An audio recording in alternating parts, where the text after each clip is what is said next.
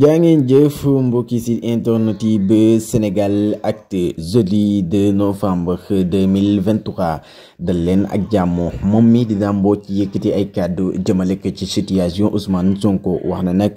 Ousmane Sonko li muy dund instant bi nag métti na torop ndax sénégalais yëpp ñoo ngi wax naan Ousmane Sonko na bàyyi grève de la faim